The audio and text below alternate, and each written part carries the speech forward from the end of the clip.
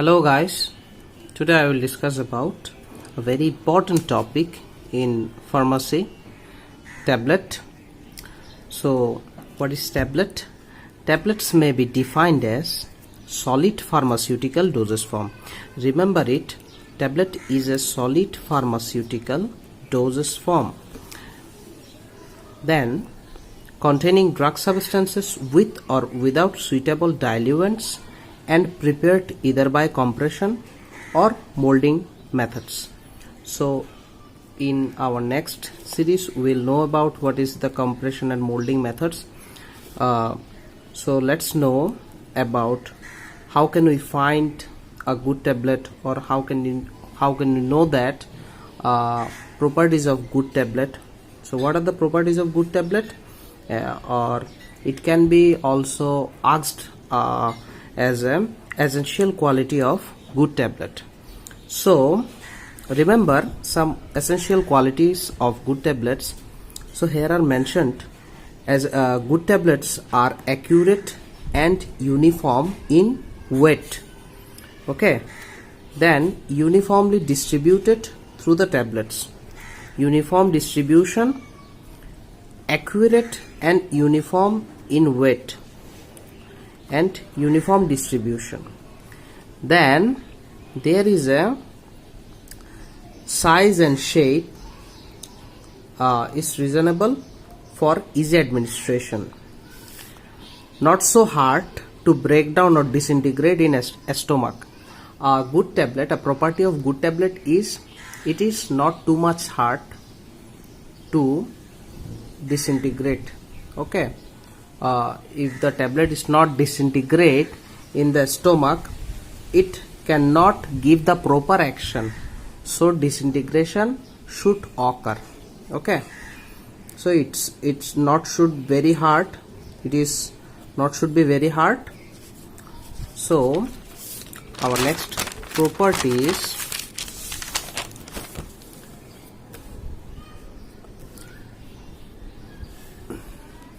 it should be attractive appearance.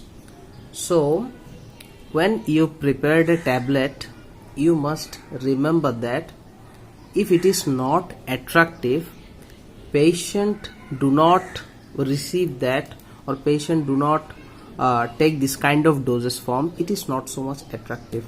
So attractiveness is also important, and it should be easy and economic.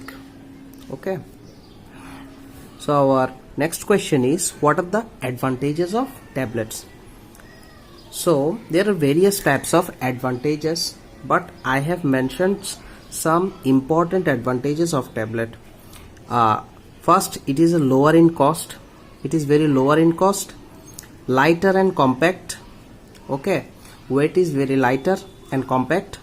Then suitable for larger scale production. If you want to produce very large scale, then tablet is a very important, or tablet is a very qualityful dosage form, we can say. Then packaging cost is lower. In case of other dosage form, tablet have less packaging cost. Okay, then odor and bitter taste can be masked by coating. Coating of the tablet can hide the bitter taste or the odor of the tablet. So what are the disadvantages of tablets?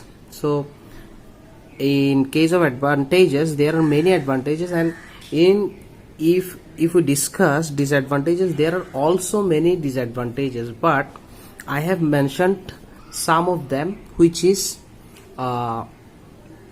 asked in different types of competitive exam, or in case of B.Pharm questions. So let's see. Disadvantages of tablets are, it is difficult to swallow. Okay, it is difficult to swallow, which is very common. Then for unconscious patient, it is not the right dosage form.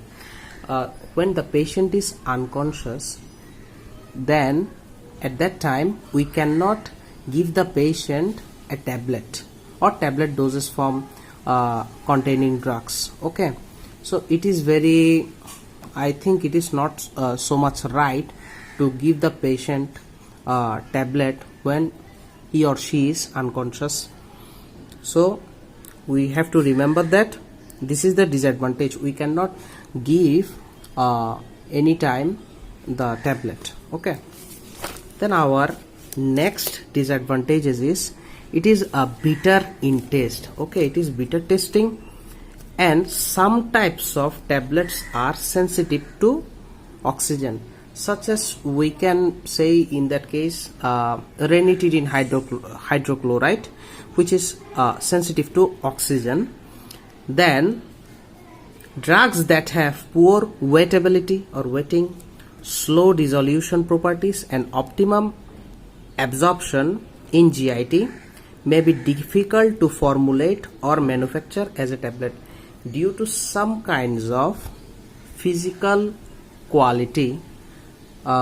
We cannot manufacture tablet. Okay, so there are some limitations in tablets. So let's see our next topic, which is the classifications of tablet. So there are, I have mentioned three types of classification, three types of class according to manufacturing, according to British Pharmacopoeia, and according to United States Pharmacopoeia. So according to manufacturing, there are two kinds of tablet. When you manufacture, two kinds of tablets are found. First one is molded tablet and another one is compressed tablets. Molded tablets are what? Molds are used. Actually, molds are used. And in compression tablets, compression method is used, or compressing. By compressing, these tablets are prepared. And according to BP, there are various kinds of tablets. Uncoated tablets which are not coated, coating is not occur. Then coated tablet, soluble tablet, dispersible tablet, effervescent tablets, chewable, buccal, sublingual, modified release tablet. Okay. And according to USP, only there are two kinds of tablet. First one is immediate release, and the another one is modified release. And there are also two types in modified release tablets. First one is extended modified release tablet, and another one is delayed modified release tablets. So let's see a diagram. How can we manufacture a tablet? First, wet the sufficient amount of medicaments, diluents, glidants, binder, disintegrates. Actually, these all are the excipients or additive. Okay, these all are the excipients or additives. Okay, excipients or additive. Okay, excipients or additive. These all are the excipients or additive. Then after weighing the sufficient amount of medicaments, diluents or additives, then preparation of granules, compression by wet or dry method. So you should use wet compression methods or dry method. Okay, dry compression method or wet compression method. In case of wet compression method, water or solvent is used. In dry compression method, solvent or water is not used.